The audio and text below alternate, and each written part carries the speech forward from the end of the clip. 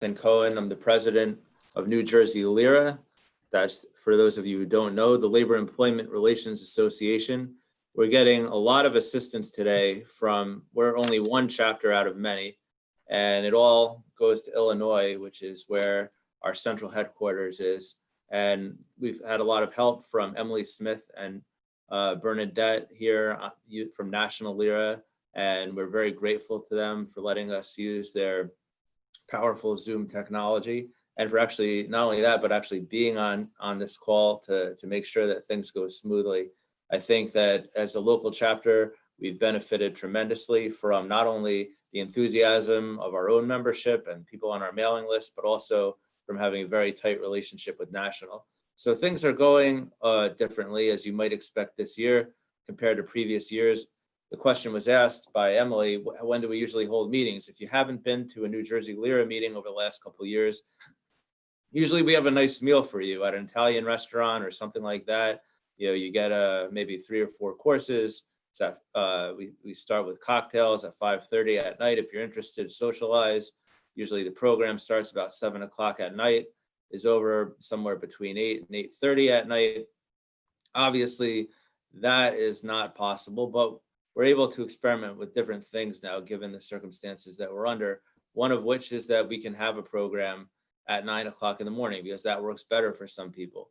And today's program, I think, is going to be of tremendous interest to the labor community as a whole, which we're intended to serve, and also obviously to the school law and school labor communities, which have come out in full force. One of the best constituencies that we have at NJEA is the New Jersey Education Association. So we're very thankful to their strong turnout today. You know, many of you will see that not only are our panelists, 2 of the 3 of them members of the NJEA and professionally affiliated, but we also have many NJEA reps who decided to sign up and take part in today's Zoom webinar, or whatever this is. I guess it's a Zoom meeting. Let's call it a webinar. So just a little bit of information about what we're doing this year. One thing that we're very excited about, you know, Rutgers University has always been a partner of NJEA. We've got a scholarship this year that we're starting, that a student from Rutgers School of Management and Labor Relations is going to be the recipient of the John Burton Scholarship and actually get some money towards his or her education, which we're very excited about. We still have a full slate of events. You go to our website and check them out. We've got 5 more after this one. The first 2 are after this, we have scheduled as virtual. We'll see what happens next year with the remainder.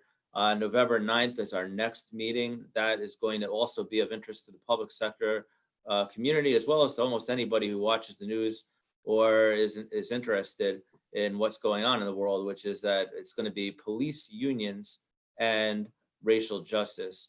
So we're not pulling any punches here. We've got the state PBA, which is actually, you know, willing and participate and have scrutiny turned on them for a lot of criticism that national police unions have undergone since various events that have been in the news. So we're going to have a really robust panel with members of the management community in New Jersey, government officials, police union, representative of individual police officers. So that's going to also be on Zoom. I forgot what time it is, but it's not a morning one. And that's on November 9th. It's at 4 o'clock in the afternoon, according to Dean's Hands, yes. So we encourage any of you who enjoyed this program to also consider coming back for that. Same rules apply. If you are a member here, you get to come for free. If you're not a member, it's $25. We also are going to probably have continuing legal education credits for that event. Today, I believe that you'll hear foreshadowed some of the COVID leave laws and obviously their implications and accommodations and things like that, and the implications of school law and school labor relations area specifically.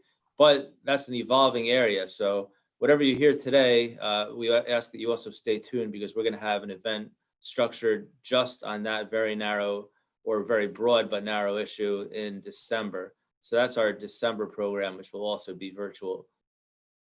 All of that information is on our website. We still have to line up the precise details on that one. So again, we thank you all for coming today. And I'm excited to introduce the panel of speakers that we have. Unfortunately, the school board side is a little bit outnumbered here. My name is Jonathan Cohn, as I've said. Not only am I president of LERA, but in my spare time, I also practice law, and my law firm represents numerous school boards. So I'm on that side of the table, trying to help out our sole speaker, who's also on that side of the table. But our first speaker from whom you'll hear is Denise Policastro, recently named the Director of Research and Economic Services for the NJEA. She is not up in her ivory tower. She worked her way through pretty much every imaginable position in the NJEA before taking this role on. So I think after she gives you her overview, when we get into the Q&A, she'll have a lot to add. After that, you'll hear from David Rubin. I think anybody who's even tangentially involved in the world of school law or labor relations knows that David has universal respect pretty much in the school law community. He's been doing this for decades. His name is on probably dozens, if not hundreds of cases reported and unreported. And, we're thrilled to have him. It's the first time that he's spoken, at least since I've been involved with LERA, which is, getting close to 8 or 9 years. So we're thrilled to have him. And then rounding out the panel will be Luis Delgado, who is a field representative. He's in Essex County, so he gets to see pretty much, when you hear these political debates, what about the well-to-do school districts versus the not so well-to-do school districts? Well, he's in Milburn and he's also in Orange. So he's got a pretty broad perspective about how the issues with which we're confronting today affect all ranges of school districts. And to be very clear, what we're talking about today is NJ school reopening and labor issues. So this isn't just a general school law seminar. We are talking about the specific issues that are confronting school districts, that are confronting teachers, that are confronting labor unions with regard to the fact that schools are reopening across the state using various different hybrid methods, fully remote. And what does that mean for labor relations? We've hopefully had a certain degree of predictability with labor relations for the last several decades. And now things have changed considerably as schools closed in the end of the last year. And now they're reopening under various different methodologies and uncertainty. So with no further ado, I'm going to turn the platform over to Denise Policastro to give us an overview from her perspective. So thank you so much, Jonathan, and good morning, everyone. My name is Denise Policastro. As was introduced, I am the new Director of Research and Economic Services that I was started that role August 1st. Prior to that, and when I'm thinking back to July, I was in the research department and assisting a variety of local associations in the Northeast with their bargaining and ratification. And then prior to that, I was a field rep also in Essex County. As I was thinking right now and listening right now, I think it's important that when we're talking about school reopening, we all recognize that schools never closed in March. Schools moved to a remote learning, but they never closed. And when we were thinking about the reopening, and I was thinking about this morning reopening, there was never a question of, are schools going to reopen? Our schools have been open, the buildings have been closed. And everything that we are doing is to make sure, and I think when we're talking about our side and their side, it's always to make sure that the kids are still learning, our staff is safe, everyone is safe. The kids are safe, we are safe. And as we're looking about this and we hear the phrase unprecedented times, nothing is normal now. Everything relies upon guidance from the Department of Education and people's best interpretations. And when I was going through some of the facts that, as I was thinking about this, I know that in New Jersey, we have 584 operating districts. So right there, we have 584 different plans that are in effect. From there, we have over 2,500 actual buildings. And we have a variety of different leaders in each building working with associations, or our goal is to work with associations to make sure that things are safe and to make sure that as we are reopening this school year, that everyone is making the best decisions. But we also know that things are brand new right now. We know that as parents had to take their kids, their own personal child, to a college in a different state, we have to figure out, what does that look like when that state is on our list that might involve a quarantine? We have to think about so many different things right now. When I am also thinking about that, and we're thinking about leaves, and we're going to talk more about that today, we have to think about contracts. And again, I'm in the research department. I know we have 889 contracts that all have different language specific to leaves.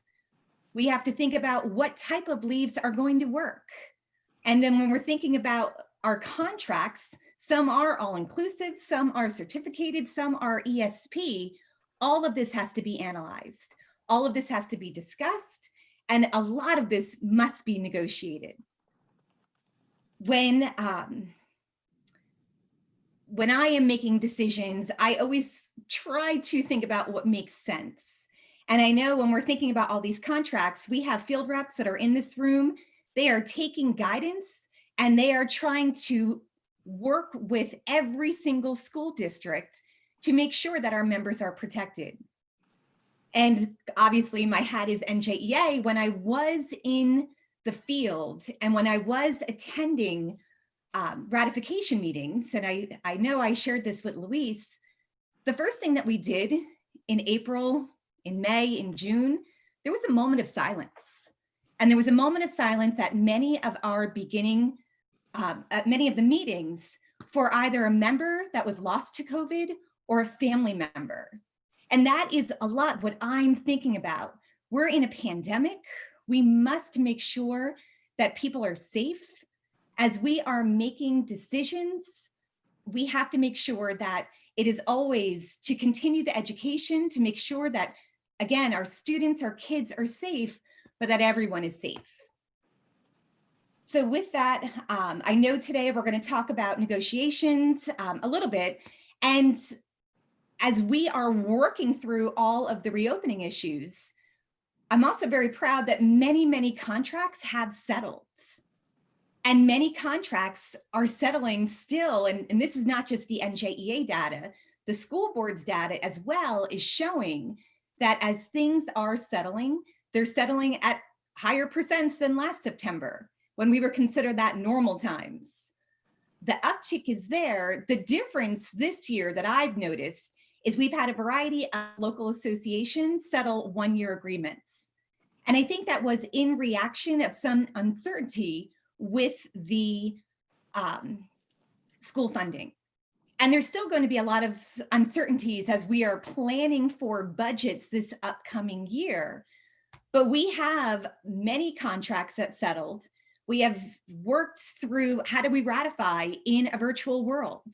How do we take votes in a virtual world? How do we work with school boards in the virtual world? And I think that some of the lessons that we have learned will continue forever.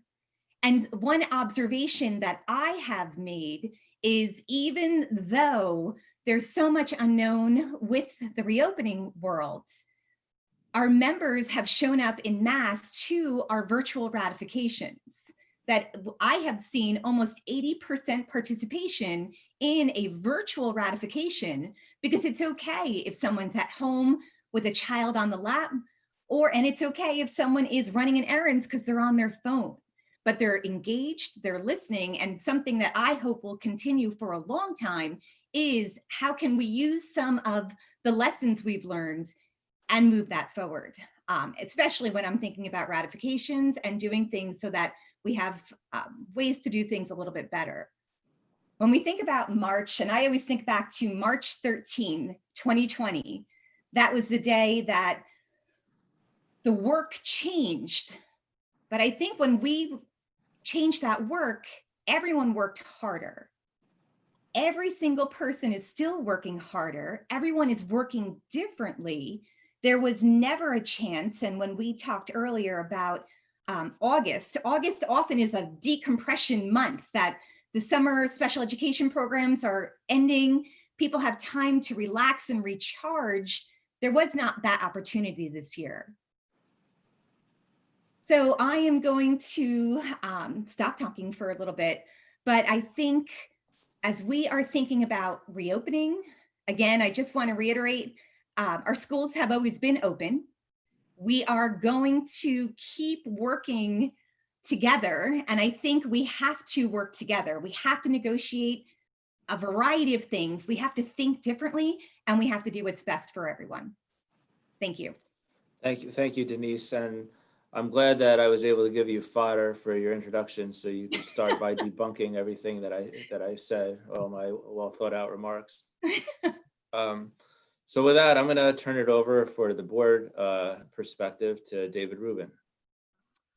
Thank you, Jonathan, and good morning, everyone. It's good to see my colleagues from the other side of the aisle, as well as the few members of the school board bar, my colleagues who I probably speak with more frequently. And I think Denise hit it on the head. I think today's discussion is really more about perspective, getting a perspective on some of these issues than talking about the nitty gritty that, as Jonathan talked about, may be different by the time we're even done with this conference this morning. And I know that since March, Denise mentioned March 13th, that was my birthday. That was the last time I went out to dinner before the world came to an end. And just 4 or 5 days earlier, I was sitting on a busy street in downtown Delray Beach, Florida, a packed downtown in a packed restaurant with some friends down there. And within a week, the world had basically come to an end as we know it, at least for the time being, and it's just starting to reopen now. To start on a positive note, speaking of perspective, I think that it bears noting that according to Education Week anyway, New Jersey's public schools are the best in the nation. I think we were slightly ahead of Massachusetts. I think this year we pulled ahead by whatever metrics that they used. And that's something that I think that our partners in labor, as well as the folks in charge of running the schools on the management side, can equally take some pride in. So I think that that is something that is worth noting and everybody in this conversation taking some credit for. From my standpoint, it's interesting. I'm 67 now, and I think more and more as time goes by in my own life about times in my life when I can point to events where nothing was the same after as it was before. I know the first time that happened for me, when I was in 5th grade, just in the space of 3 months, President Kennedy was assassinated. The Beatles first appeared on the Ed Sullivan Show, and a young heavyweight boxer named Cassius Clay defeated Sonny Liston, the heavyweight champion of the world.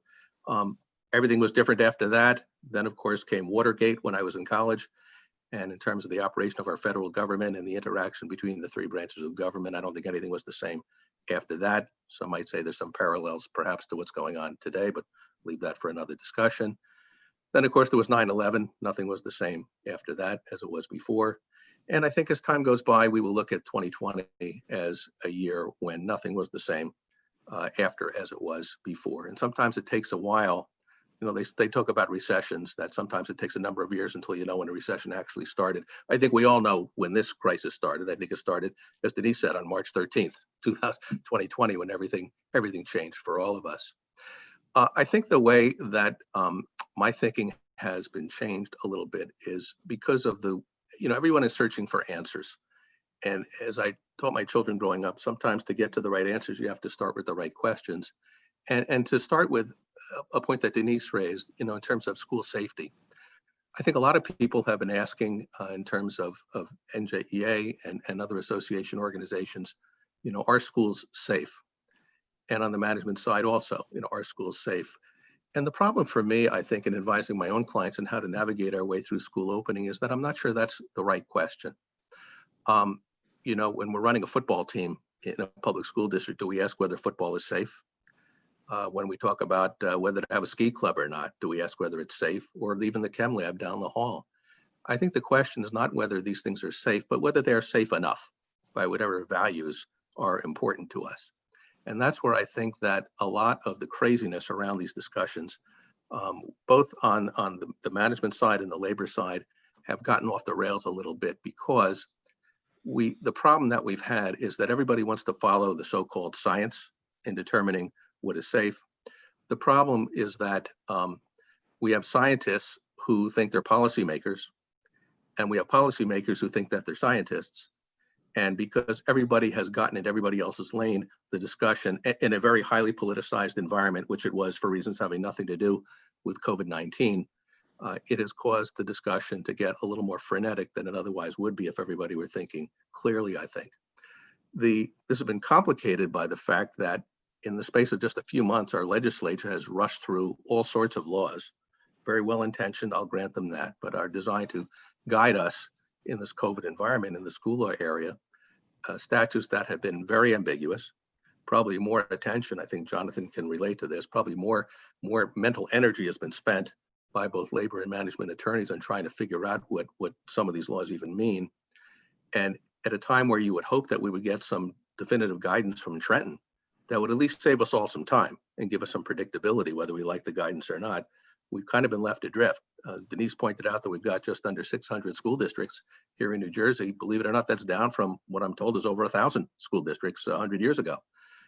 And only in a state like New Jersey, where we're very much in favor of home rule and everybody wants their own stuff and nobody wants to drive more than 10 minutes to yell at somebody, would we have this approach toward delivering public education here.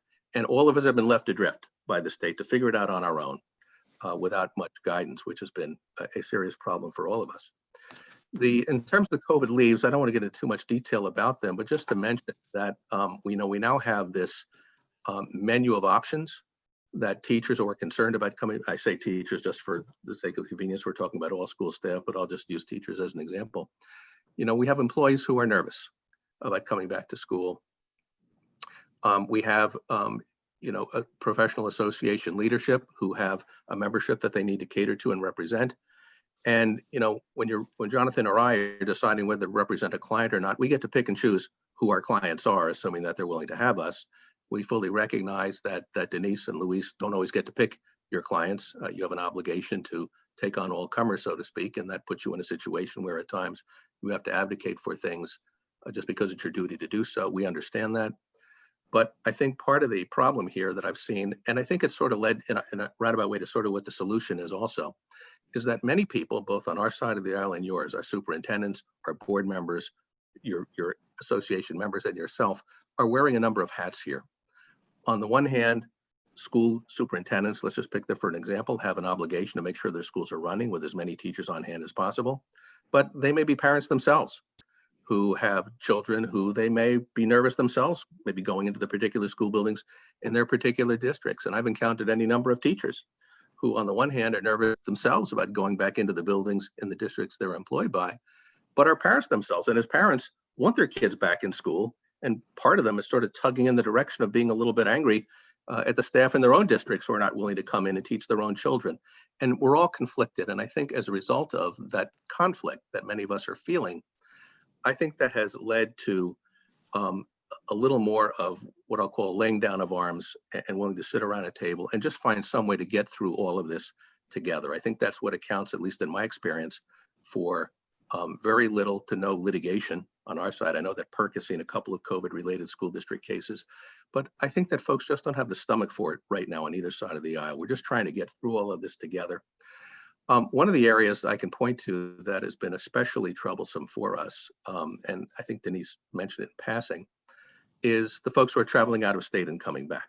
I know that going into the school year, for some reason, well, I shouldn't say for some reason, I'm guilty of it myself. Outer Banks is a very popular destination, particularly in late summer for a lot of folks. And we had a ton of folks in my districts going for their annual Outer Banks vacation, coming back August 29th, the week before school. With the time they went away, they understood that it was on the quarantine list. They knew that it would virtually guarantee that they would not be able to come into the buildings for 14 days. And, what do you do with that? Is that something that school districts can say they had control over? Is it something they had a perfect right to do? After all, this is America. People should be able to come and go as they see fit. And when it came to different districts taking different positions on how to handle that phenomenon, the one piece of advice that in this environment, I know I advise all of my school districts is whatever your mindset was, whether you thought this was a voluntary choice by employees to be out of work for 14 days, or whether you felt that this was something that, look, they put down a deposit, it's beyond folks' control, you really don't expect people to change their lives because of this, and you want to be lenient in how you define sick days and maybe let them take sick days. Whatever your mindset is in this environment, at least be transparent. Let your school community know in advance what your thinking is on it. I know I had some superintendents who took the position that this was a voluntary choice not to be able to come to school, and they would guide their personnel decisions accordingly. Now, maybe legally they're right about that, maybe they're not, but at least lay your cards on the table so people can make their decisions accordingly. I know that when it comes to Section 504 and ADA accommodations, a very, very troubling issue here. You know, folks who did not fit within any one of the FFCRA approved leaves, you know, sort of like a game of musical chairs and the music stops and there's no chair for them, then in come the request for Section 504 accommodations. My doctor has prescribed remote instruction for me. What do you do in a district where they just don't do remote instruction? They've decided that their teachers need to be in school. They've decided that even under Section 504, it's unreasonable to require the district to pay a substitute to stand in the room watching the kids while the teacher's at home. You know, these are debates we have back and forth. I'm not here to argue the point, but I think it's raised a very interesting issue, which is when you have these interactive discussions, which we're required to do under the court decisions, when someone comes in seeking disability accommodations, what's the first thing you do? You have to decide what accommodations are necessary to allow the person to perform the essential functions of the job. And I think for the first time in a long time, it's forced people on both sides of the aisle to confront the issue. What are the essential functions of a teacher? Because it's only the essential functions that we have to look at when coming up with accommodations. Is it an essential function of the job for a teacher to physically be in school, to physically be in the presence of her students? Or is that non-essential? And I think it's forced us to look at these issues and debate them and think about them really for the first time in a long time. One bill that I indicated I didn't want to take up too much time discussing nitty-gritty, but one bill that I want to just give as an example of how our legislature's been rushing things through without a lot of thought. There is a bill currently pending in the legislature, S-2401, just passed the Senate about a week or so ago. And what that bill says, it just passed the Senate, it's I think been referred to the Assembly Education Committee. And in its original form, what it said was, if someone goes to one of these quarantine states and comes back, they are required to remain away from school for 14 days or if they come back with a COVID test, which they're not required to get, by the way, they can come back sooner. The original bill says that they have to remain away from school for 14 days and get to be paid their entire salary while they're at home. The bill that left the Senate to the Assembly changed that to say they have to stay home or they have to remain away from school, but they shall be permitted to engage in remote instruction. There's no indication in the bill that it be in a district that has remote instruction. There's no indication in the bill of how many times a teacher can exercise that right, which means under this bill that's currently before the Assembly Education Committee, that if I am a teacher who simply wants to teach remotely, or have a doctor who thinks it's in my best interest health-wise, I just drive to Delaware to have lunch and drive back across the border. Guess what? I'm out of school for the next 14 days. I've got a bill that looks like it may mean I can teach remotely, whether the district has that or not. And when that 14 days expires, I can go back down to Delaware again and do this as many times as I want. Now, I cannot believe that anybody in the legislature realizes that that's what this bill says. But my point being is that with a lot of good intentions, legislation is rushing through without a lot of forethought, with a lot of unintended consequences, and leaving folks like Denise, Luis, Jonathan, and me to pick up the pieces, scratch our heads, and try to make sense of this after the fact. So, Jonathan, I don't know where I am on my 15 minutes or now, but why don't I just press the pause button here and yield the floor back to you and see what our friend Luis has to say. That's great. Thank you, Dave. And just, it was interesting coincidence. My birthday was March 14th. So I had my last meal out to eat for my birthday. And I remember everyone was saying, well, this is 2 weeks, right? And then it wasn't 2 weeks. And then the bill, one of the things that we're supposed to talk about was, Public Law 2020, Chapter 27, that's passed in April.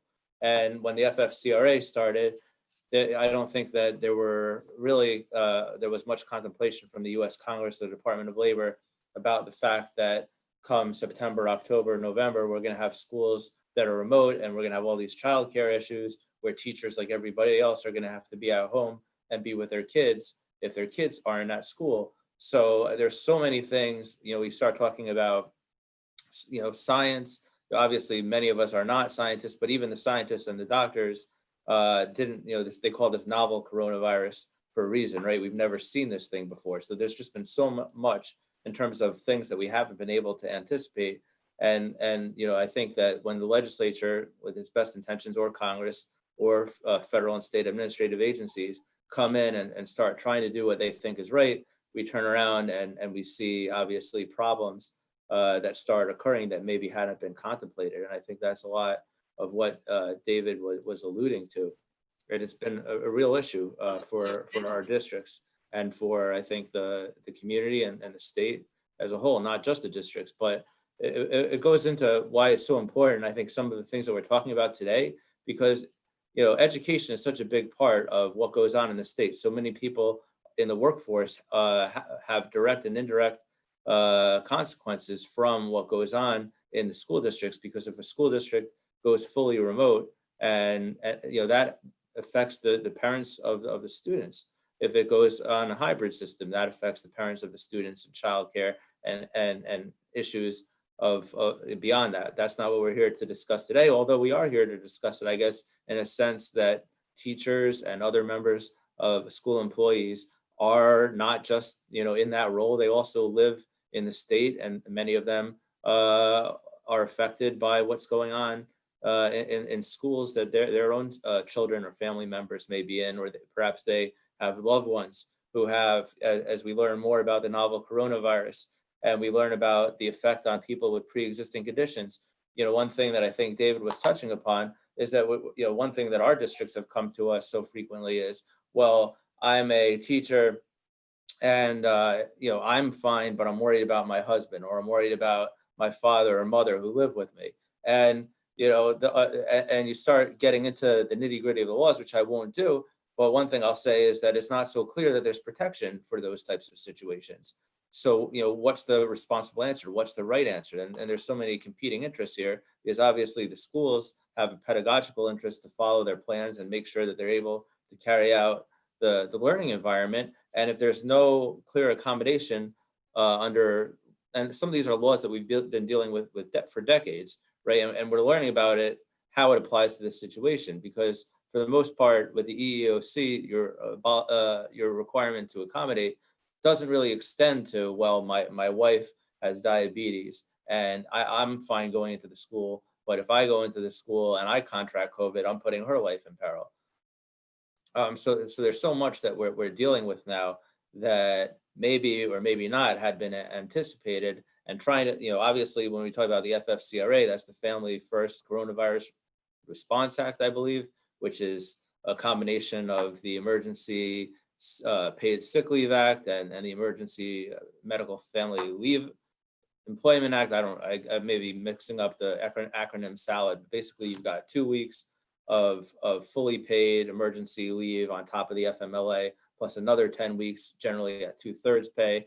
It gets very complicated. We'll be talking about it in December, but you superimpose that on top of the existing FMLA, and you end up with a lot of work. If you're people like me and David, getting calls from, I'd say the lead up to this school year was something that was totally different, because the types of questions that were being presented to attorneys for boards of education obviously revolved around these issues. So rather than me go on too much longer, let me pass the microphone over to Luis, who could tell us his reactions to what he's heard so far, and go into his experiences in the school, quote unquote, reopening climate in which we're presently involved.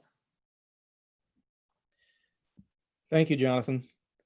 Being a former history teacher and listening to David's opening, it's easy to get lost in history and have a memory that's well before your time. So when he mentions Cassius Clay and the Kennedy assassination and Watergate, at least Watergate, I was a child when that happened. But I try to remember, okay, so what can I come up with? What did I witness in history that's worthwhile and worth noting? So, I can point to the 70s when we had the odd and even days for gas and the economy tanking. I can point to the time that Reagan got shot, and that was a certain point in time. But the only thing that came to mind when David was speaking was watching OJ speed down the highway at 30 miles an hour. My brain works in funny ways. Well, good morning, everyone. I got into this business on a full-time basis, at least, when I left the classroom in 2011, March 2011, and it was an interesting time. I was exposed to a certain set of circumstances that I thought couldn't be repeated. Chris Christie had just taken office. We were dealing with the impact of the 1.5% of salary towards the cost of health benefits, and proposed legislation that impacted and increased that contribution. We engaged in rallies. My good friend Jim Loper remembers at the time, the rallies in Trenton, the multiple rallies in Trenton, and the impacts over all of that, the calls for freezes at the time. It was an interesting time to get into the business, so to speak. Nothing compares to now. And if you think about it, we shut down in March, but the circumstances in our society with this crazy election season and the impact around the fight for social and racial justice. I've never been busier. So when we talk about school safety and returning to school for in-person instruction after this long layoff, it forced myself and certainly all my colleagues to become semi-experts in the field of ventilation and filtration. I'd never heard the term MERV filters before, certainly HEPA, but to learn all the interactions surrounding that and what does constitute safe. In the minds of our members, as I imagine in the public, safe means immune from infection, and I think we all understand that that can't be guaranteed. We're doing our best to try and mitigate the circumstances to reduce the spread of infection. So we look at the guidelines coming from the state and their school reopening plans, the CDC and their guidance around what constitutes safe. And it's led us to engage in things like examining, air conditioning, leaving windows open, engaging in walkthroughs of the buildings, trying to identify those areas that may increase that risk. Masks and the protocols behind who's wearing them, who's not, in what circumstances is it okay for them to take them off. Quarantining and the impact it has around returning to the building, how long it takes. And the negotiability of that. What do you do to negotiate the impact of health and safety? And are you in a remote environment or a hybrid environment? And a lot of focus and attention is placed on a hybrid environment that has an in-person component to deliver instruction, but that remote environment also has a health and safety impact that goes unnoticed. I field a lot of calls around the stresses behind being behind a screen for such a long time and being behind a screen after that in-person or live instruction takes place. What's the effect of streaming from home or the building? When you're in a high-risk category and you suffer from ailments like chronic kidney disease, COPD, heart condition, diabetes, sickle cell anemia, what does it look like to go back to the building? So if you're not entitled to a leave and you're not entitled to an accommodation to work from home, how do you engage in guaranteeing or at least putting the parameters in place to reduce the risk of infection? It's been mind-boggling. So when it comes to the leaves, there's been some confusion between requesting an accommodation to work from home and leaves because they sort of overlap. What are those reasons for that leave? Are you at high risk? And how do we engage in dealing with school districts that bypass the interactive process? What do we do when a member submits a request for either an accommodation or a leave, and There's nothing in between. They immediately get a denial. What happens when I have a child who is in a school district with a hybrid plan, reopening plan, and I submit a request for a leave and it's denied? There's no interactive process. There's no questioning. It's just, hey, this is what we're doing.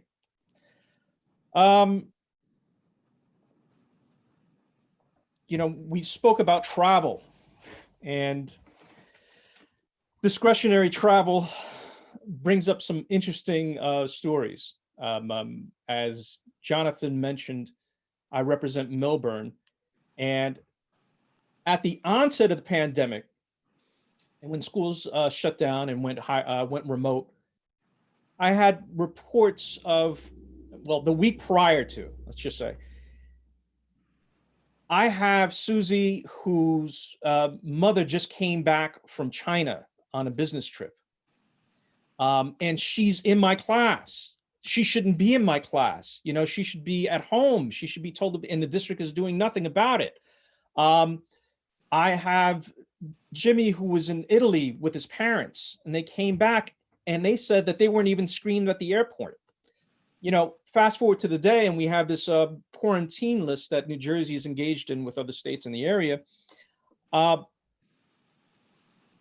then we have reports that are very similar that says that, yeah, my parents we were vacationing in the Outer Banks, but we avoided that because we flew to New York and then traveled into New Jersey to try and avoid, having to be subject to the 2-week quarantine.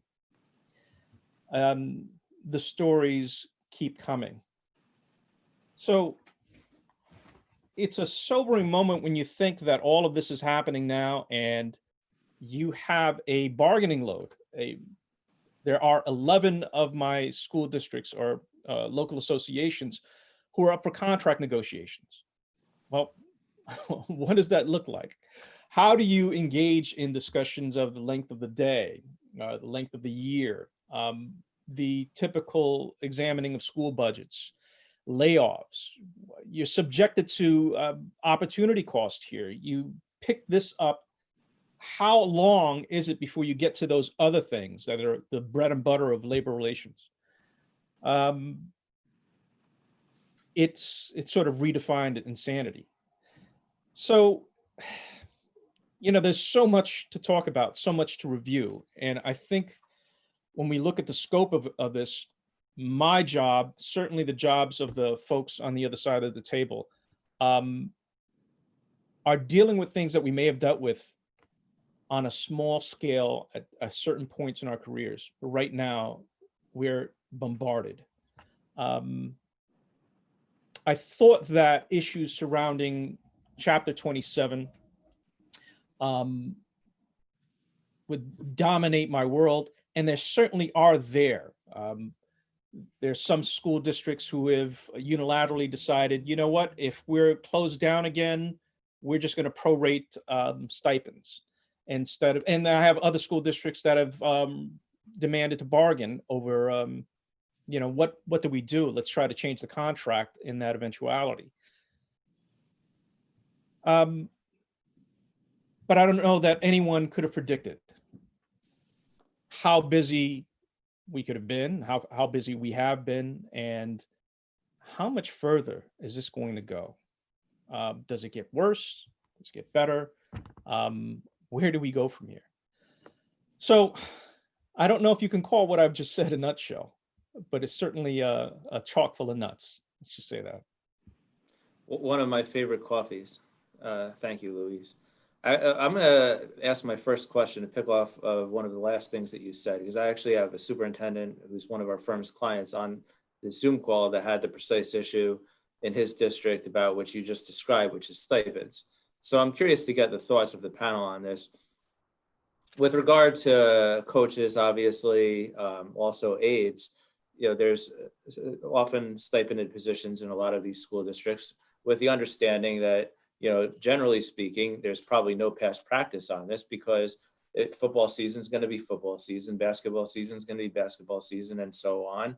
But now that's not certain at all, right? So, as we're seeing a sort of a second wave right now, I think I don't want to call it a second wave, but we're seeing, obviously COVID is not slowing down. If anything, there seems to be some acceleration. Obviously, the federal government, we're seeing this, and it's possible that it's going to happen to the school districts as well. So what happens, I guess, let's start this way. Why, as a school district, in lieu of a best practice, shouldn't I be able to put out there, listen, here's how we're going to deal with these stipended positions? And is this a matter of managerial prerogative that I can say, absent a past practice, we're going to now prorate stipended positions? And, obviously, if you're working in the stipended position, you get, a certain portion of that stipend. But in the event that the football season doesn't get completed, or the soccer season doesn't get completed,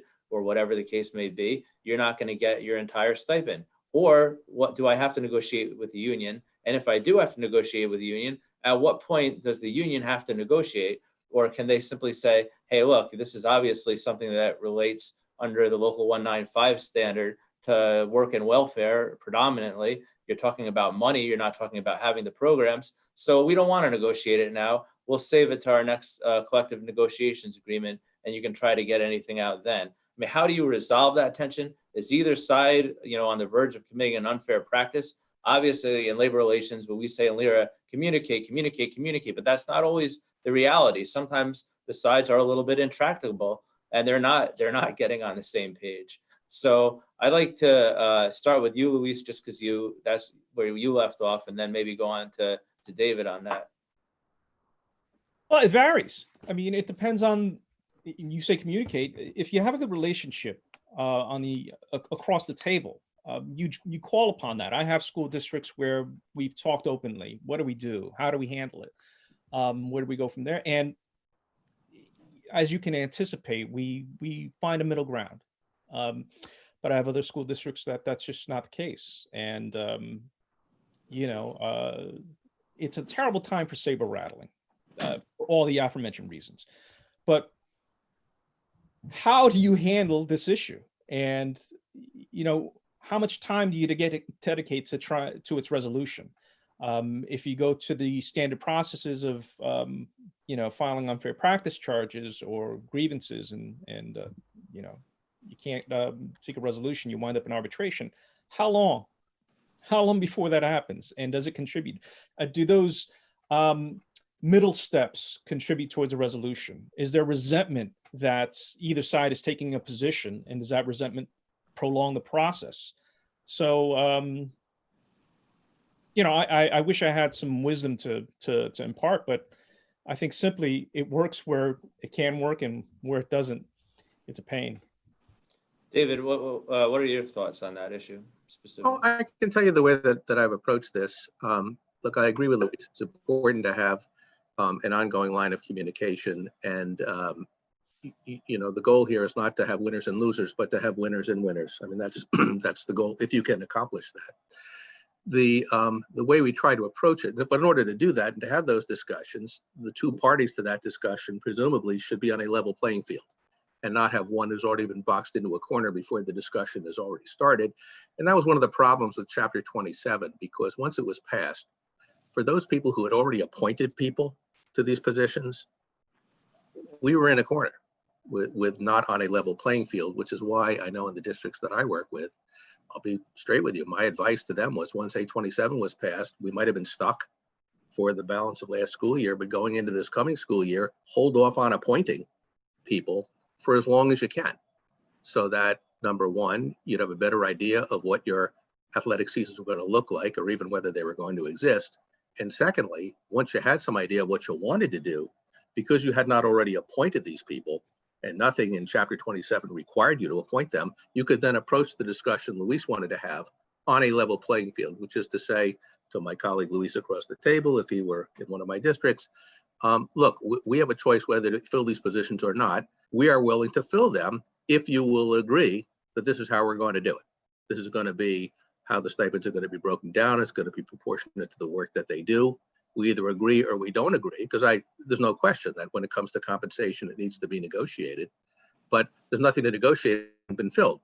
So that's how we try to level the playing field and have these discussions. And in virtually every one of the districts I work with, we were able to work out in collegial fashion with our associations agreements that in most cases prorated the compensation to reflect the work that was actually being done without providing staff with a windfall for work that was not being done. And we moved on. That's how we tried to approach it. Oh, Denise, I'm going to ask you the same question, but I'll put a little twist on it. So you're a field rep in a school district that doesn't have the best relations right now with the Board of Education, and the superintendent has basically put this on you as a fait accompli. There's going to be stipends, and here's how it's going to work. And you're getting feedback from your membership that they don't want it that way. They want to get their full pay, and you feel like the board is being a little bit, this is our issue, and we're going to tell you how it's going to work. Yeah, how would you suggest navigating that hypothetical? I think you're muted. Let me fix that for you. Okay, we can hear you now. Go ahead. Yep, thank you. I think I'm of the mentality that while we are virtual, there's still a lot of work going on. And when we are thinking about the full stipends, perhaps we're not having every single game. It still doesn't mean the coach isn't coaching or the advisor isn't advising. They're just doing it differently. And I think when we are looking to reimagine this work, my advice for my people would be, let's prove that we're still doing this. We're not having that after school meeting with our club in person, but we're still doing that on Zoom or on WebEx. So I think we would demonstrate that the work is still continuing and the stipend should still be paid. Well, is that something that you think is the responsibility of the union to sit down and sort of an interactive process and continue talking about during sort of the sidebar of an agreement, or is it your position that it's a mandatorily negotiable issue and it's to the peril of management if they want to change it without negotiating it first? So I think I'll put that officially, it depends. Okay. I think that the Public Law 2020, Chapter 27 is still in effect. I think as people are appointed, I think the work's going to look a little bit different. And if there is something that, let's say something doesn't make sense, I think we have to come together and figure it out. But for those places that relationship isn't there, and we have a variety of places that it's just no's and it's just absolutes, I think we then have to be absolute as well. But I think ideally we're working together.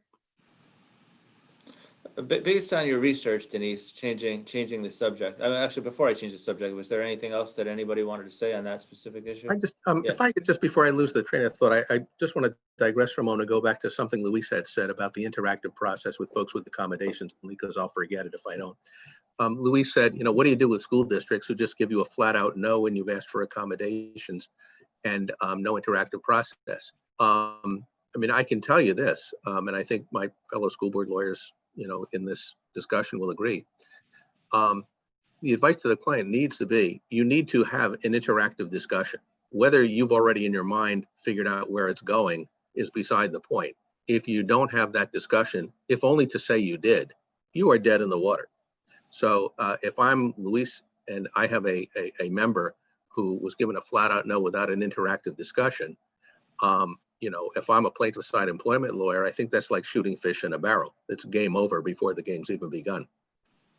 Yeah, that's an interesting point. I noticed this morning, I get this email from, it's like an aggregator of different employment law. Most of it is created by various law firms that are national law firms like Liller Mendelson and these ones. And I think that Jackson Lewis put out an employment law tracker that talks about all the COVID cases and how many of them are class action, et cetera. I think there's been about 700, which perhaps is a bit fewer than expected. And I think about 50 class actions, almost all of them in Florida. But isn't, one of the things that everybody's got their roles. And what we've seen over the past 20, 30 years is obviously employment law is now taken up, you talk about the labor employment bar, there's labor and then there's employment, right? You can't throw a rock without hitting somebody who says that they're an employment lawyer. But I don't mean that in a negative way. But obviously, from the NJEA perspective, you've got a certain role with regard to your members, but it's not necessarily as to give them a legal advice on the EEOC, whether that's been properly applied by the school board, or whether the FFCRA, which almost nobody knows how it's going to be applied. At the one case that happened in New York, basically told the Department of Labor that they had their own law wrong, that it was their job to figure out. So, I mean, there's so many questions on these issues. At what point do you throw up your hands and tell your members, hey, look, maybe you want to go talk to an employment lawyer? Luis?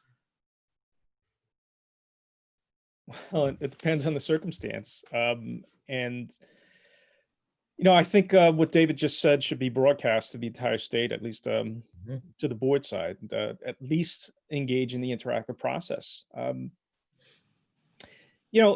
A lot of these requests for accommodations, you can't take a blanket approach. I had one instance where someone had a medical condition, wanted to engage in remote instruction, and put in a request and received a blanket denial, sans interactive process.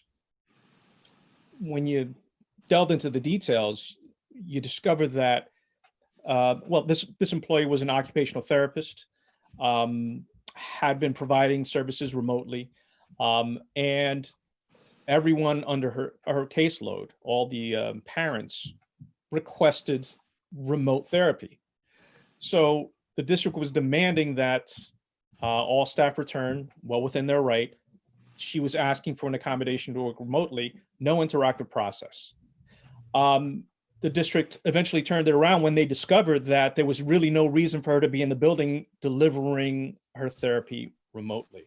So when you have that circumstance and you're in a situation where, you have New Jersey's law against discrimination, you have what seems to be a reasonable request that doesn't create an undue burden on the school district to accommodate.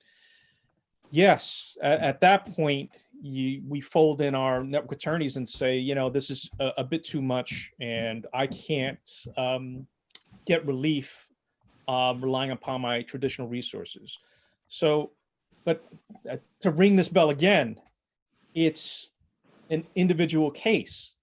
So where we have, 10 requests in any given school district for an accommodation to work remotely, and 10 denials, that's 10 discussions that I have to filter through to try and figure out, should this person get an attorney? Should I employ the use of the local association president? What resources can I dedicate to try and bring relief to this person and move on to the next issue? Thank you. We have a hand up. I'll let David answer. Then after that, I have a feeling Lorraine Tesaro, who you don't know, or you probably do know, one of the best members we have on our board, who happens to be on the NJEA also. I have a feeling she's going to probably teach us something rather than ask a question. But let me go to David first. Yeah, I just wanted to take a little bit of disagreement with my friend Luis here. But when I say, just to be clear on what I'm saying, when I say districts need to engage in the interactive discussion, I am by no means suggesting that they're obligated to give staff the answer they want to hear. As part of having an interactive discussion, let me just use as an example, if we have a building custodian whose doctor prescribed remote working for him, my advice to my client is still going to be, have an interactive discussion, but the interactive discussion is going to be around what accommodations we can do in the building so you can do your job. When we're talking about teachers, it goes back to what I said before. That interactive discussion has to move forward from how you define the essential functions of the job. And there are some districts who are taking the position that if the kids are there, you need to be there. That's an essential function of the job. They're either right about that or they're wrong about that, but that may account for why in Luis's district, they're getting 10 denials for remote instruction from 10 teachers. What I would say though, is that at least have the interactive discussion, even if that's the end of it. If you don't, it's like shooting fish in a barrel. Right, and that's sort of a fine point of ADA law, which is that anytime the employee requests an interactive discussion, you are supposed to have it. Technically, We're not required as employers to start it, but my position is to always do that. Even in, let's say it's a teacher, and this isn't unheard of, right? In the situation we're living, say a teacher, they could be, 28 years old in perfect health, and they're scared to come back to school, and they've got a doctor's note from their therapist or psychiatrist saying that, they've got a phobia of coming back to school. At that point, I think, you have to still have the discussion, even if you hear it and your initial reaction along with the superintendent is no way we can honor this. We won't have any teaching staff if we let everybody who's got some apprehension about COVID not have to come into our school environment if we're in some sort of a hybrid environment. But you have to have, you're certainly well advised to have the discussion in order to avoid litigation. And, even if it's just, eventually saying, hey, look, this is a bona fide occupational qualification. You got to be able to teach. We've given all of the accommodations that we can for let's say we're in a hybrid.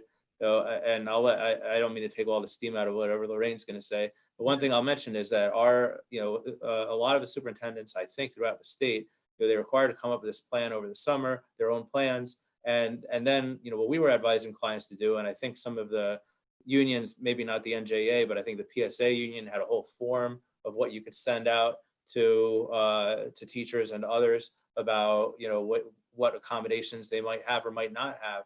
But what we were advising people to do, superintendents and boards to do, is send out, at least some kind of a questionnaire request for accommodations. And quite frankly, sometimes, they're saying the early bird gets the worm. If you got that email in August 3rd and you responded on August 5th, you probably had a better chance of getting an accommodation than a similar teacher or other professional with the same request who waits until, September to let us know about it. And at some point, it's just because there's only, some school districts might be able to demonstrate there's only a certain number of requests that we can grant before it becomes untenable to manage this hybrid system. Lorraine? Well, thank you. First of all, Jonathan, thank you for the compliments and good morning to everyone. Thank you to the panelists. I think it's so very important that each of us gets a broad breadth of what we're experiencing. But the only thing is we find that we are all living the same nightmare.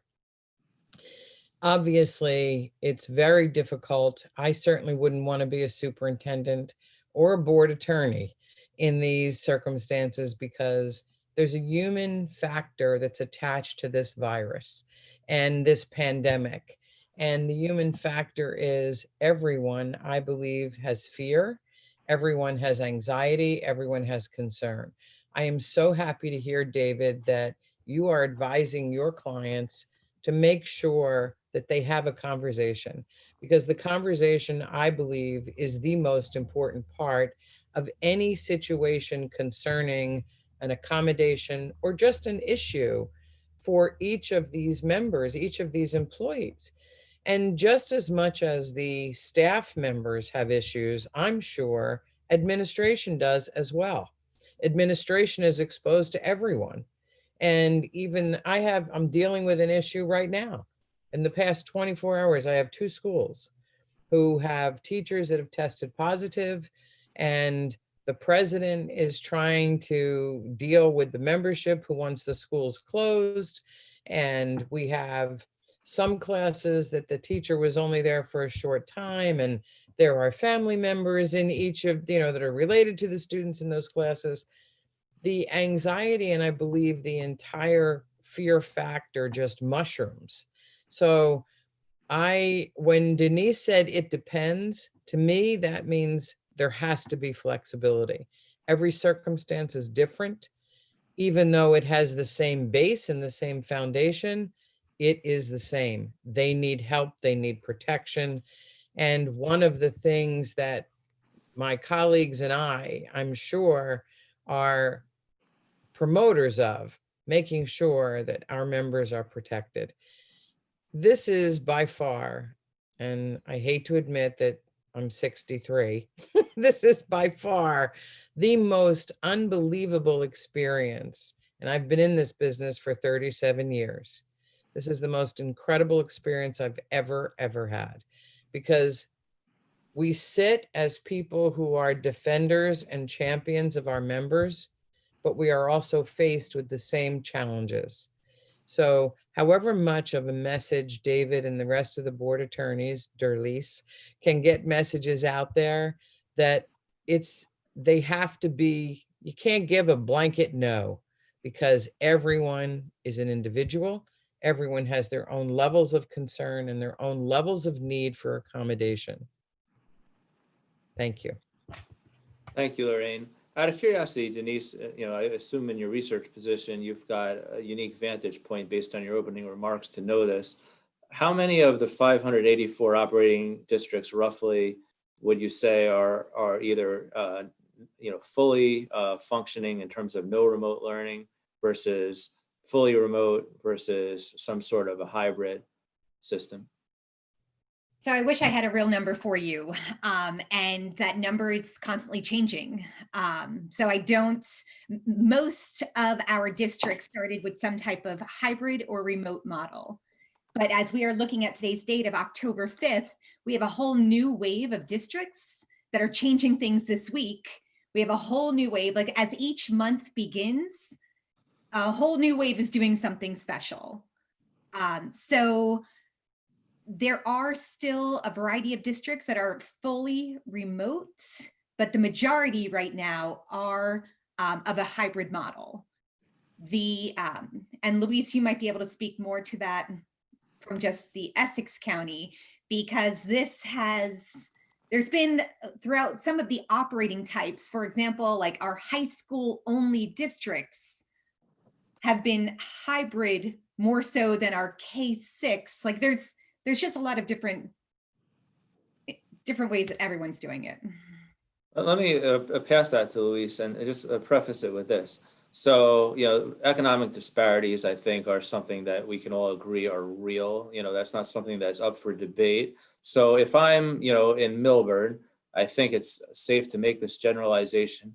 Most of the students, without the assistance of the school district, will probably have some sort of a laptop, iPad, ability to gain learning, have help from their parents at home. More likely, their parents at home may have the opportunity to also work remotely. Making generalizations here. Hopefully, I'm not saying anything that's out of line. Versus, a district like, let's say, Orange, which is lower on the economic strata, the students may not have the same equipment at home. They may not have the same support system at home. It's possible that their parents may not have the luxury of, telecommuting to their job that used to be in New York City, and they've actually got to go to work because of what their job is. And now the student, may, be at home, and the FFCRA is only 12 weeks, and that's a whole nother issue. But what I'm talking about is, have you seen that type of situation manifest? And is that something that we should really be concerned with, or am I, kind of just speculating here? Well, I don't think that the result or the response is what you would anticipate. Conventional knowledge, when applied to that scenario, would lead you to believe that our neediest school districts would remain open for some type of hybrid instruction. And the argument has certainly been made to not dismiss equity as a major rationale for holding in-person instruction. Now, let's look at the facts. Newark, Jersey City, Patterson, Elizabeth, for the largest school districts where, a lot of the challenges present, all went remote for a significant amount of time. And when you overlay Essex County, fold in there Orange, East Orange, Irvington, all remote. So again, conventional wisdom would lead you to believe that there'd be some type of hybrid model there. And there certainly is a hybrid component to their reopening plans, but all of these districts chose to go remote. For some, at least the entire first marking period, first 2.5 months. So what does that say? What do you draw from that? We do have some of our more affluent districts that have also gone remote for a lesser stage. So it is really all over the place. And for those districts that chose to go remote and the more affluent towns, they're going back. I have several of my districts that are returning to in-person instruction under a hybrid model this week, and that is going to follow suit for the entire month of October, going into November, when I think every school district and local association I represent is going to be in some form of hybrid in-person instruction. So it's a bit topsy-turvy, you know. It doesn't always follow suit. You know, the equity argument doesn't always lay out. Now, are the students in those districts that I mentioned receiving the appropriate Wi-Fi hotspots? Are they receiving, you know, Chromebooks in order to engage in remote instruction? I have to tell you, I don't have an answer to that. And I think I don't have an answer to that for all the reasons that we discussed. There's just so much on my plate at this point that, you know, those serious things that are worthy of discussion and consideration. It hasn't crossed my plate at this point. I've got an interesting scenario that arose, and maybe David can think about this for a second. So, you know, we talked about the travel advisory. Probably everybody on this Zoom call knows what we're referring to, but just in case you don't. So Governor Murphy put out several months ago a travel advisory, as did governors in other states, but the one in New Jersey has to be read separately than those in other states because it is an advisory. He could have done it as an order. As we know, the governor is quite familiar with the executive order process, but he chose to do it by way of a travel advisory, which speaks in the should vernacular as opposed to the must. Or so what it seems to say for the most part is that if you go to this never-ending list of states, you've got to come back here, and we recommend that what you do is you quarantine for 14 days. We expect you will, is what they say. We expect you will. Okay, but so that's a little stronger than we recommend, but it's still not you must, right? So and I think, you know, at a certain time it was, you know, easier to name the states that weren't on it than the ones that were on it. And Delaware is a particularly interesting case because it seems to come off and on it regularly. But, you know, one case that we had recently in one of our districts was that it was rumored that a teacher had gone to Florida for Labor Day. Now the teacher denied it, right? So what do you do at that point if you're the employer? Because you've got all sorts of competing interests here, because you've got potentially other teachers in the building, as well as other people in the building, school students, parents, who are uncomfortable with this rumor being out there. But, you know, the teacher says that she or he didn't go to Florida, right? But there's other teachers who said that yes, he or she did. They told them that. So now what are you going to do? Have an investigation? Ask them to prove that they were in New Jersey? Do you want their records, their credit card records from where they dined, their cell phone records? I mean, how do you manage that kind of crazy situation? At what point are you intruding on the rights of that teacher? Let's say it's a teacher, as it was in this scenario. David, do you want to start? Sure. Before I answer that question, let me answer a related question that's sort of a setup for this one, which is, what do school districts make of this travel advisory? Because we're making our own decisions, even if staff are not mandated to stay home. Many districts are taking the position that they will not let you come back.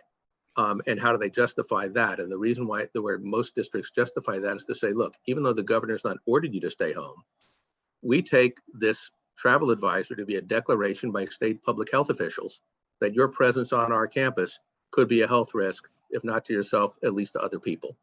And we are embracing that public declaration. And based upon that, which I think a court or an agency would uphold, you cannot come back. They may be right about that, they may be wrong about that, but that's the rationale for that. Now, what do you do when rumors are flying that someone is sick? I'd say you handle it the same way you would if there was a rumor that somebody actually had COVID. What would you do? There's only so much you can do. I don't think, certainly I would not be advising districts to be acting on rumors. I do think that within our rights, once we're on notice, I think we're on a heightened duty of inquiry to at least reach out to the employee to say, here's what we're hearing. What can you tell us? And in that conversation, attempt to tease out from that employee any information you can get, or perhaps encourage that employee, even if there's some doubt. I mean, the way I would script that conversation is I would say to the employee, here's what we're hearing. Rumors are flying. Even though you're denying it in this conversation, it might behoove you for your own sake to go and get a COVID test because people are talking about you. I mean, there are all sorts of ways I would script that conversation in a way to get us the information that we need without unilaterally infringing on that person's rights. Because can I order somebody to get a COVID test based on a rumor?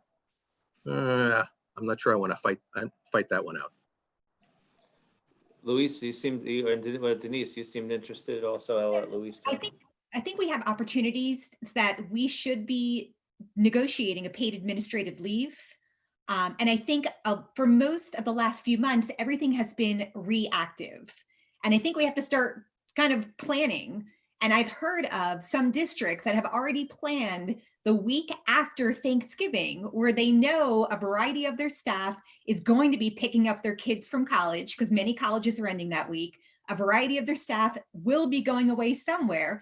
They're already planning that week, and a variety of the students will be away that week. They're already planning the week following will be remote instruction, because they don't want to be faced with that circumstance over and over, or those rumors.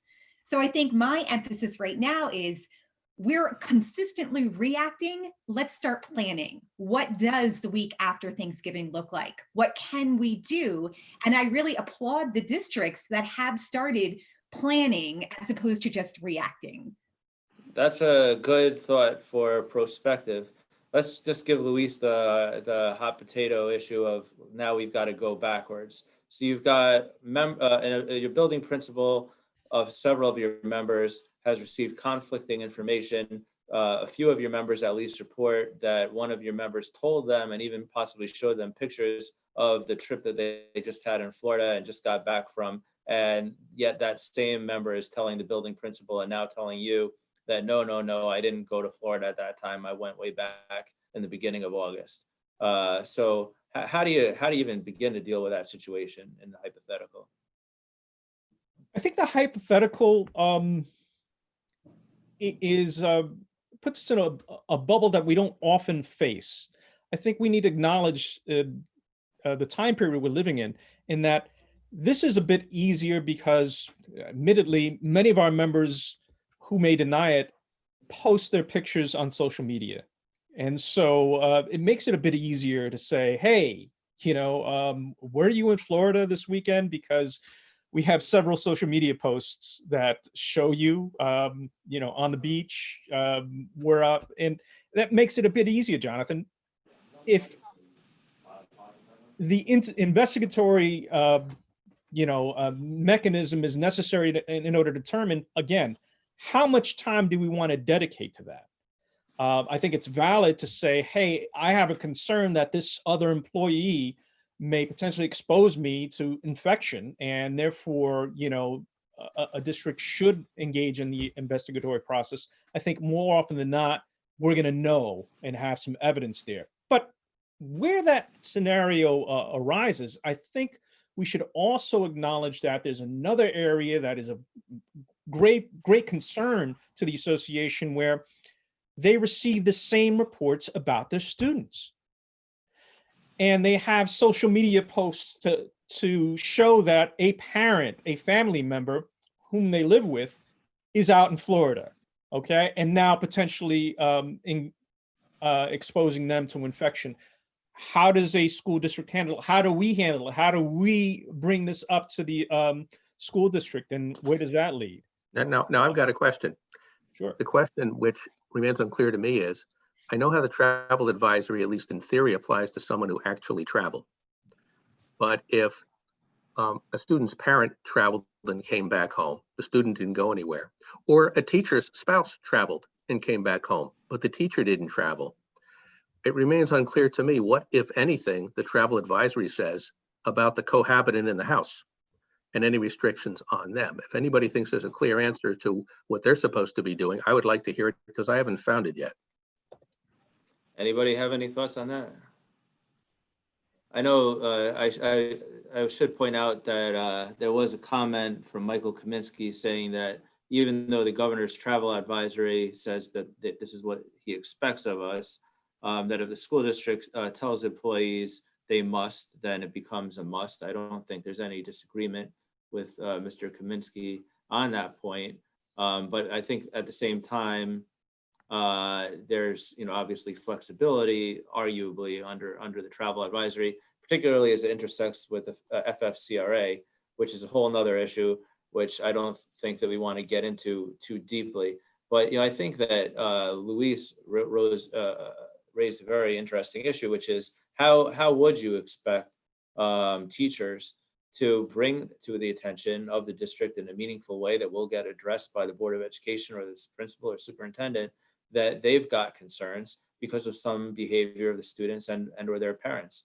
One could say, well, what are they doing on the same social media platforms that they're reading about what the students are doing? But put that issue aside for a second. They found out about this. So, how do you expect that to make its way up the grapevine? Is that a union responsibility, or is that something that they can just go to the principal and it should wait, building principal and make its way up the chain?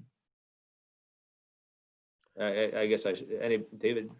I think either one. I mean, I'll give you an example. I won't mention the district, but I spent half of my Labor Day responding to a picture that a rank and file teacher, I think, or it's not unclear whether it's a rank and file teacher or union leadership, sent to the superintendent of a whole bunch of kids on a beach participating in an annual ritual called Senior Sunrise, where students are gathered together on the beach, taking a picture together, no mask, no social distancing, or at least that was the allegation. What do you do with that? I think what you do is the same thing that we do. This is not a new issue. School administrators often have to react to information that comes to them anonymously, or information that might have even been stolen by somebody, but brought into them, even though the school district didn't break any rules. Once we're on notice of something, no matter where it comes from, and we deal with this in the HIB field and other areas, we now have an obligation to do something with it versus ignore it. And I don't think we can discount it or ignore it just because we're not happy about the source of it. So I would say the same here. What do we do? Now, I leave it to, my NJEA colleagues to say what they would tell their members about what channels to process it through. That's for them to decide. However it comes to us, we're going to react to it. Well, a few people have more knowledge than you do, David, about the panoply of laws and regulations that have developed over the decades for the traditional school situation, that the teacher needs to be in the room at all times and all of these things. Just as a more generalized question, are there any particular laws that have been on the books for a long time that stand out as being potentially concerning in terms of how they might be interpreted when you've got a hybrid or remote format? Well, I can mention a real life case that we've been wrestling with in one of my districts. Just to give you an example, the law does say that students at all times must be supervised by certificated staff. Now, well before COVID, we've always wrestled with what that means. If it's recess and students are out on the playground and you have, part-time recess aides out there and the teacher's inside the building, but looking out the window every now and then, or is on a walkie-talkie with the recess aides, are those students being supervised or not? Look, let's be honest. I think that a lot of districts have fudged that a little bit, but at least on something that kind of looks like supervision. But carrying that forward to today, give you a perfect example. One of my districts wants to have remote instruction, but in order to provide differentiated instruction to students in an online class, wants to have students spend some time in a waiting room or multiple waiting rooms working together in small groups during that class while the teacher moves from one group to another. Are those students being supervised in that breakout room if there's not another staff member in the breakout room with them? Is it enough that a teacher peeks in every now and then, just like the teacher looking out the window at the resource aid to get a wave? Look, as I tell my clients, there is no right answer. The right answer is going to be what some judge or perk 8 months from now says we should have done. That's the right answer. Our job is to make an educated guess as to what it's likely to be. And in this particular case, I don't even have a guess. We're just trying to do what we can to reach outcomes that both sides can live with. You know, as we say in settling cases, you want to get to the place where both sides are equally unhappy, if you will, and you know you've got the right answer, at least for today. Luis, Well, first, you I think, unmuted yourself. I wasn't sure. yeah, I think David is generous when he says 8 months from now. I want that 8 months from now. Given how backlogged the commission is, it doesn't look like we get a decision in 8 months. But point taken. I think you've also identified a potential area of discipline. If you have these breakout rooms and you know an obligation to supervise them, I think there's a logistic impossibility to be everywhere at one time, as opposed to being in a classroom, being present within earshot of folks. Does that lead to discipline if there are incidents of HIB or something that you should have been responsible for and it went beyond your supervision? You know, the period between March and June, I think we all can acknowledge was this emergency period, and the state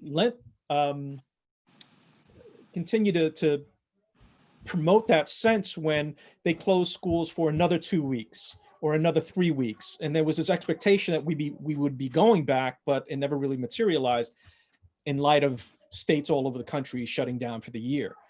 But now we're in this period of, okay, this is the new normal, new crazy normal. And what other issues are going to materialize?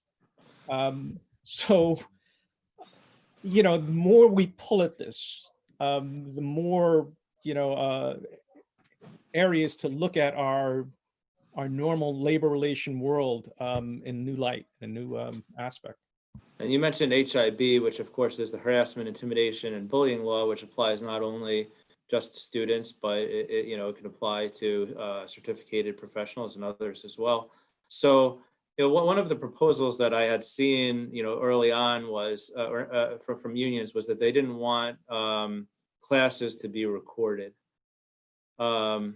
You know, and I assume that's not an intellectual property thing, like you might hear from some professor who can sell his or her classes online, but maybe I'm missing that. You know, I think that recording, like we're recording this event, for instance, by recording classes, I mean, let's say that there is an HIB event, for instance, you know, now that's retained for perpetuity, right? I mean, we could go back and look at the class where the alleged event occurred, hear exactly, let's say it's an accusation against a certificated teacher saying that he or she said something untoward. It's not, now you don't need to haul, you know, people into, you know, whether it's a tenure hearing before an arbitrator or back in the day with an administrative law judge, because theoretically, you know, you've got the smoking gun evidence, either exculpatory or inculpatory on this recorded video that we have. So, I mean, that's just, I'm speaking, but what are your thoughts, Denise, about recording classroom learning or not recording it? Is that something that school districts should be allowed to do? Is it invasive of the labor relations process? Is it at least negotiable? How do you see that? I think it should be negotiable. I think it should be a discussion with the union. I think there are certainly concerns with evaluations, and I think we are in unprecedented times and an emergency circumstance. And I will fully admit, I have very little experience with anything you just said in my research world. But even when we are thinking, and I'm going to turn it to negotiations, that's more of we would not want our negotiations recorded and shared forever. I would be very skeptical with that, but I don't have a lot of input specific to your question on HIB. All right, we're running out of time, but why don't we broaden it to evaluations? Because I think maybe that's the real union concern, is that this is going to be used for evaluations. Is that your thought, David? Well, look, first of all, I think we're fortunate to have at least some per case law on surveillance cameras as applied to public employees. But I mean, look, the argument you raised about having evidence, and as a trial lawyer, I love evidence. The problem is that it's an excellent argument for having cameras in every classroom generally. And I don't think anybody is pushing in that direction. One concern that's prompted me to advise my districts against recording these sessions if they can avoid it is there's some FERPA issues, the federal statute that governs student records. Once there's a recording, do we now have a student record, which triggers all of these sorts of rights and obligations? And for that reason, and also the fact that teachers are understandably uncomfortable about being recorded at all. I mean, we haven't even talked about, mom at home with herself, recording the session unbeknownst even to the teacher, and then uploading it to, Real Housewives of whatever for a discussion of, during the day, how teacher so-and-so did during the day, legitimate concern. So my advice to my districts is, if you can avoid recording these things, try to do it some other way. Okay, well, we're pretty much out of time, so barring some burning desires, I think we've had an interesting discussion. I'm going to close down the main meeting. I do want to thank Lucille Alfano, who couldn't be here today, who is one of the organizers, along with Kurt Rabovich, who is here today from New Jersey School Boards Association. Without them, obviously, this program wouldn't have been put together as professionally and the way it was, which I hope you all appreciate. I think we had a very robust and interesting discussion. I thank everybody for attending. I don't know, with Zoom, it's a little bit different. Typically when our meetings end, people who want to stick around and, say hello to the presenters and ask questions are permitted to do that if they can get them before they get to their car. I guess it's somewhat similar here. So we're going to close out the main meeting, but if anybody wants to stick around and answer questions or continue to have a discussion, Emily, is it okay to leave the room open for that purpose? Bernadette, whoever's on? Yes, I think that's fine. Okay. All right. Well, thank you, everybody. I hope to see you on November 9th, if you're interested and on the police unions and racial justice program. Thank you, everyone.